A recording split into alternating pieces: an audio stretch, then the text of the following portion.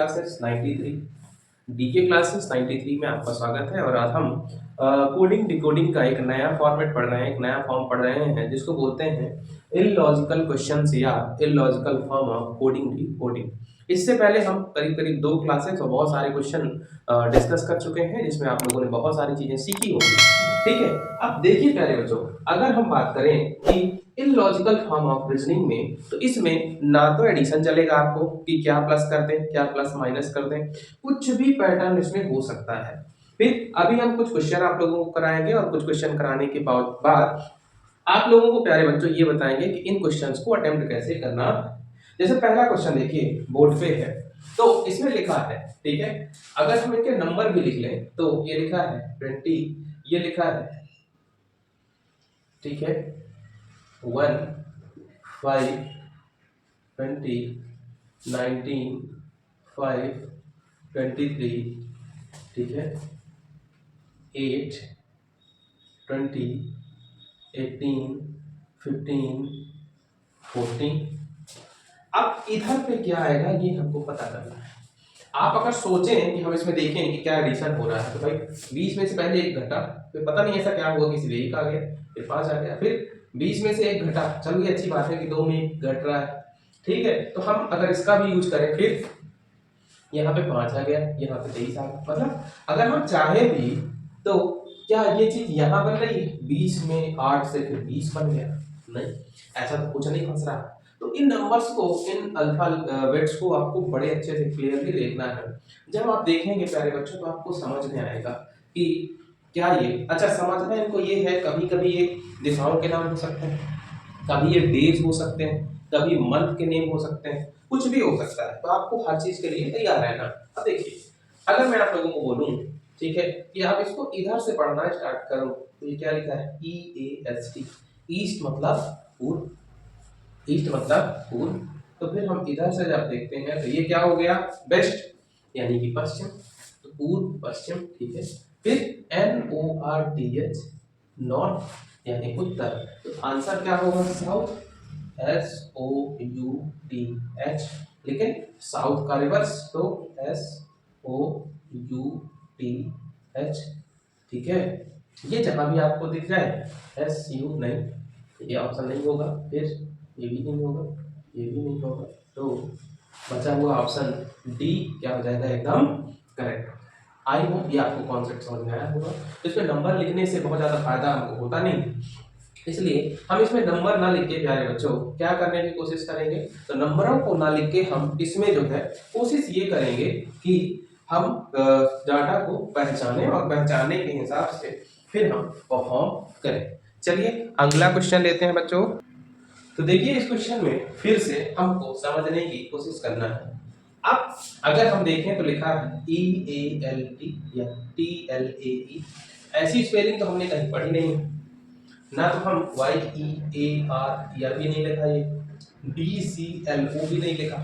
तो सबसे पहले अगर आप करना भी चाहें तो नंबर लिख के देख लो, 20, 12, 1, 5, 25, 5, 1, 12, 18, 4, 3, 12, 15। क्या कोई पैटर्न बन रहा है? यहाँ पे 8 का अंतर है, यहाँ पे 11 का अंतर है, फिर पहले यहाँ घटा फिर बढ़ गया, यहाँ घटा फिर बढ़ गया, ठीक है। अब समस्या ये है कि यहाँ पे 4 ही अक्षर हैं और यहाँ पे 5 अक्षर हैं। अब यहाँ पे 4 अक्षर है तो ऑप्शन में तो 3 ही अक्षर है।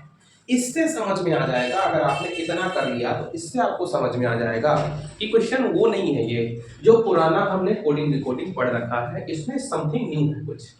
जब हम इसको अच्छे से देखेंगे तो इतना करने के बाद आप समझ जाओगे कि अगर कोई भी नियम नहीं लग रहा है, इसका मतलब ये इलॉजिकल रीजनिंग का क्वेश्चन है। अब प्यारे बच्चों अगर हम इसको सॉल्व करने की कोशिश करें तो देखिए मैं बताता हूं इसमें कॉन्सेप्ट लग कौन सा रहा है, ठीक है। तो देखिए ये अगर हम देखें तो LATE, लेट, तो लेट के अक्षरों को उन्होंने इस तरीके से लिख दिया है, ठीक है। लेट के अक्षरों को, लेट का अपोजिट क्या होता है, अर्ली, EARLY, लेट का अपोजिट क्या होता है, अर्ली, ARLY, तो लेट के अपोजिट वर्ड को उन्होंने फिर से रीअरेंज करके लिख दिया।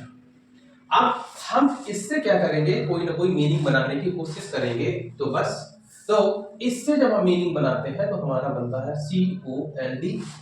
अब कोल्ड का अपोजिट क्या होता है, तो कोल्ड का अपोजिट होता है हॉट।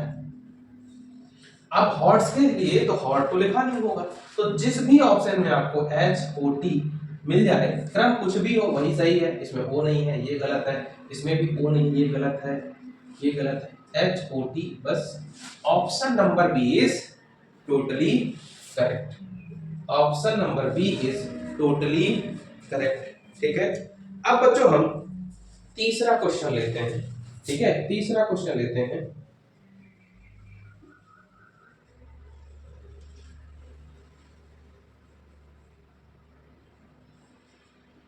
ठीक, अब लियो, इस तरीके का क्वेश्चन लिखा हुआ है। अब इसमें पहचानो यार क्या होगा। अगर हम यहाँ पे लिखते हैं तो ये 15, 20, 20, 6, 6, 19, 19, 5, 20। अब अगर आप इसको देखें ध्यान से तो क्या कोई पैटर्न बन रहा है? OTTFFSSET, 15 में से 5 जोड़ेंगे, फिर कुछ नहीं जोड़ेंगे, फिर घटाएंगे, फिर कुछ नहीं घटाएंगे, फिर जोड़ेंगे, फिर कुछ नहीं जोड़ेंगे, फिर घटाएंगे, फिर घटाएंगे, फिर इस तरीके से तो कोई पैटर्न बन नहीं रहा, कोई फिक्स नंबर है नहीं इसका। तो अगर आप इसको कायदे से देखें तो क्वेश्चन कितना बेहतरीन है। ये लिखा वास्तव में क्या है प्यारे बच्चों, तो ये लिखा है 1। क्या लिखा है? 1। ये 2, 3, 4, 5, 6, 7, 8। उस हिसाब से यहाँ पे क्या होना चाहिए, तो यहाँ पे होना चाहिए 9, और 9 का क्या आ जाएगा? N। यही आपका हो जाएगा आंसर। यही आपका क्या हो जाएगा बच्चों? आंसर हो जाएगा। आई होप आप लोगों को ये समझ में आ गया होगा कि इलॉजिकल रीजनिंग का कोई माई बाप है नहीं। ठीक है, कोई फिक्स पैटर्न है नहीं, और इसको अगर हम सॉल्व करना चाहते हैं तो हमको, ठीक है, क्वेश्चंस को बार बार पहचानना पड़ेगा। ठीक है, और जैसे ही आप पहचान लोगे क्वेश्चन को तो आपका आंसर आ जाएगा। ठीक है, मजे की बात यह है कि ये रीजनिंग बैंकों में नहीं आती है। ठीक है, तो सबसे पहले अगर इस तरीके के क्वेश्चंस को आप सॉल्व करना चाहते हैं तो सबसे पहले आप किसको फॉलो करोगे? अपोजिट को। सबसे पहले आप किसको प्रीफर करोगे? अपोजिट। कि हर क्वेश्चन में आप लोगों को अपोजिट चेक करके देख लेना है। ठीक है, ये अपोजिट है कि नहीं। फिर अपोजिट के बाद बच्चों पोजीशंस का देखना है। ठीक है, पोजीशंस का देखना है। नंबर 3, पोजीशन के बाद आप लोगों को जो है रिवर्स, या फिर ये कहें कि सबसे पहले, या किसी को भी रखो, फॉरवर्ड और रिवर्स को देखना। ठीक है, फॉरवर्ड और रिवर्स को देखना है। जैसे ध्यान करो, पहला क्वेश्चन हमने लिया था, तो पहले क्वेश्चन में हमने क्या लिया था बच्चों?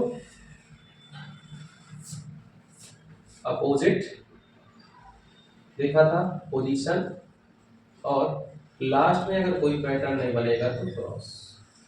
इस तरीके से इन क्वेश्चंस को अटेम्प्ट करना है। अगर आप इस तरीके से, ठीक है, क्वेश्चंस को अटेम्प्ट करेंगे तो आपको कोई प्रॉब्लम नहीं होगी। ठीक है, अब अगली क्लास में हम नंबर कोडिंग पढ़ेंगे प्यारे बच्चों। तो मिलते हैं आपसे कल की क्लास में। आपका दिन शुभ हो। धन्यवाद।